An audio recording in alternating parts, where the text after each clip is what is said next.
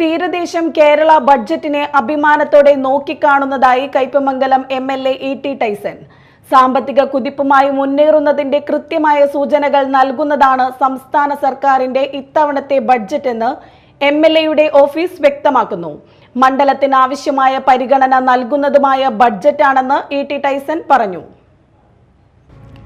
മുഖ്യമന്ത്രിയുടെ സ്ത്രീ സുരക്ഷാ പദ്ധതി, കണക്ട് വർക്ക് സ്കോളർഷിപ്പ്, വിവിധ ക്ഷേമ പെൻഷനുകൾ, മത്സ്യത്തൊഴിലാളി ക്ഷേമ പദ്ധതികൾ തുടങ്ങി വിവിധങ്ങളായ പദ്ധതികൾ പ്രഖ്യാപിച്ചിട്ടുള്ള സംസ്ഥാന ബജറ്റിൽ കയ്പമംഗലം നിയോജക മണ്ഡലത്തിലെ പെരിഞ്ഞനം ഗ്രാമപഞ്ചായത്തിന് കമ്മ്യൂണിറ്റി തല സൗരോർജ്ജ ഉൽപ്പാദനത്തിന്റെ പൈലറ്റ് പദ്ധതിയായി ഏറ്റെടുത്ത് 2 കോടി രൂപ അനുവദിച്ചതും, എറിയാട് ഗ്രാമപഞ്ചായത്തിലെ മുനക്കൽ ബീച്ചിനടുത്തുള്ള മാരിടൈം ഇൻസ്റ്റിറ്റ്യൂട്ടിന് വിവിധ നിർമ്മാണത്തിനായി 3 കോടി രൂപ അനുവദിച്ചതും കൂടാതെ തീരദേശ സംരക്ഷണത്തിനായി തുക വകയിരുത്തിയതും നേട്ടമായി മാറി.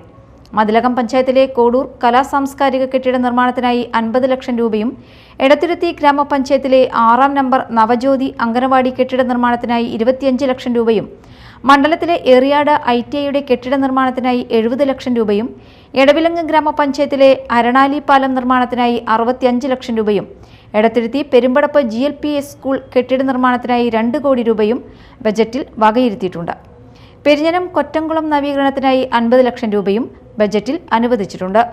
തൃശൂർ ജില്ലയിലെ പ്രധാന വിനോദസഞ്ചാര കേന്ദ്രമായ അഴീക്കോട് മുനക്കൽ ബീച്ചിലേക്കുള്ള വിവിധ റോഡുകളുടെ നിർമ്മാണത്തിനായി 1 കോടി രൂപയും, ശ്രീനാരായണപുരം പഞ്ചായത്തിൽ പൊരിബസാർ കല്ലുംപുറം SC കോളനി മുതൽ ആമണ്ടൂർ വരെ 1 കോടി രൂപയും, തീരദേശ നിയോജക മണ്ഡലമായ കയ്പമംഗലം നിയോജക മണ്ഡലത്തിലെ കടൽ തീരത്ത് ടെട്രോപാഡ്, ജിയോ ട്യൂബ്, സംരക്ഷണ ഭിത്തി എന്നിവയുടെ നിർമ്മാണത്തിനായി 190 കോടി രൂപയും ബജറ്റിൽ വകയിരുത്തിയിട്ടുണ്ട്.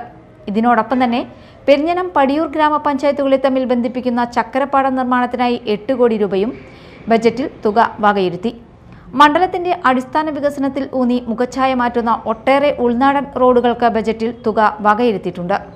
നമ്മുടെ സംസ്ഥാനം കടുത്ത സാമ്പത്തിക പ്രതിസന്ധി നേരിടുമ്പോഴും സംസ്ഥാനത്തിന് അർഹതപ്പെട്ട അവകാശങ്ങൾ ഹനിക്കപ്പെടുമ്പോഴും നവകേരള സൃഷ്ടിക്കായി പോരാടുന്ന 2ാം പിണറായി സർക്കാരിന്റെ ഈ ജനകീയ ബജറ്റ് സമസ്ത മേഖലകളെയും തൊട്ടറിഞ്ഞതും നമ്മുടെ മണ്ഡലത്തിന് ആവശ്യമായ പരിഗണന നൽകുന്നതുമായ ബജറ്റാണെന്നും ഇത് കേരള സമൂഹത്തിന് ഏറെ പ്രയോജനപ്രദമാകുമെന്നും ഇ.ടി. ടൈസൺ MLA അഭിപ്രായപ്പെട്ടു.